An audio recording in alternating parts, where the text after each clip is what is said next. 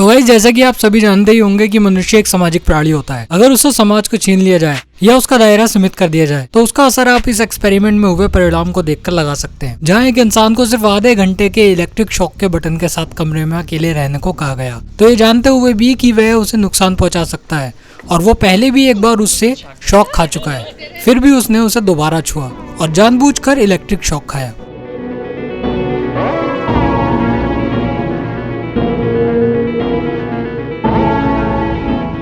नहीं, वो इंसान कोई पागल इंसान नहीं था, बल्कि एक समझदार इंसान था। इसके अलावा भी कई स्टडीज ये दिखा चुकी हैं कि अकेले इंसान के अंदर डिप्रेशन और मानसिक संतुलन बिगड़ने के चांसेस सबसे ज्यादा रहते हैं। और बिल्कुल ठीक यही आप इस समय दुनिया के कई लोगों में देख पा रहे होंगे, क्योंकि इस समय की फैली हुई महामारी ने लोगों को अपने घरों में ही कैद करके रख दिया है। ऐसे में लोगों की फ्रस्ट्रेशन जायज है और नेचुरल है। भले ही लोग इस बात पर कितनी ही मीम और हंसी मजाक क्यों ना मना लें, लेकिन प्रकृति एक सच है। कभी कभी ये फ्रस्ट्रेशन केवल घरों तक ही सिमट कर रह जाती है, वहीं कई बार इसके कुछ घातक परिणाम भी हो जाते हैं।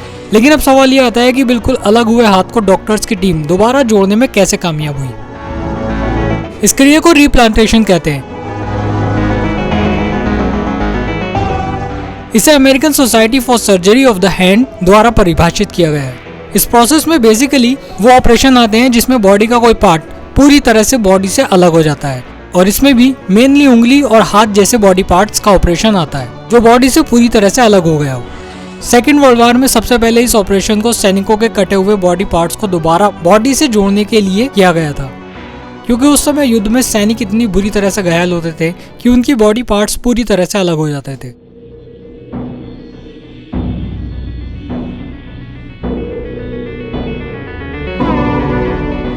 अब आपको बता दें कि ये ऑपरेशन कैसे किया गया, जिसमें उनके पूरी तरह कटे हुए हाथ को ही डॉक्टर्स ने दोबारा पूरी तरह से जोड़ दिया।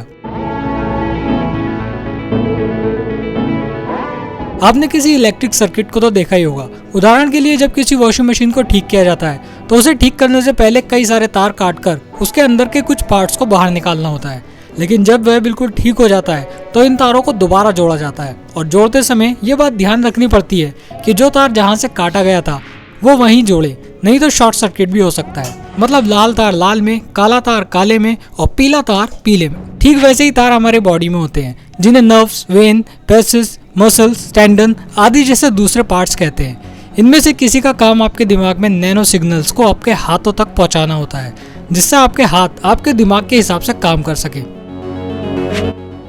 और इसी तरह किसी का काम ब्लड को हैंड में सर्कुलेट करना होता है। अब डॉक्टर्स ने इन सभी नर्व्स और दूसरे पार्ट्स को एक दूसरे के साथ जोड़ा।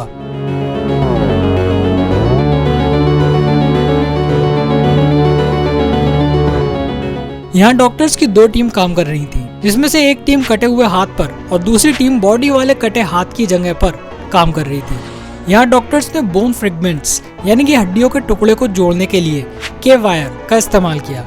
के वायर बेसिकली एक स्टील का तार होता है जो अंग्रेजी के लेटर के की आकृति में होता है, जिसे ऐसी जगह पर हड्डियों के टूट जाने पर उन्हें जोड़ने के लिए यूज किया जाता है। एक बार जब ये हड्डियां जुड़ जाती हैं तो फिर इसे निकाल दिया जाता है। इस समय उनका हाथ पूरी तरह से अचानक काम नहीं कर पाएगा, क्योंकि इस ऑपरेशन के बाद हाथ को काम करने में कुछ महीनों तक का समय लगता है। लेकिन जिस तरह डॉक्टर्स ने इस ऑपरेशन को अंजाम दिया है वो सच में काबिले तारीफ है। सो गाइस, इस वीडियो में इतना ही। मैं मिलता हूँ आपसे नेक्स्ट वीडियो में कुछ ऐसा ही इंटरेस्टिंग लेकर।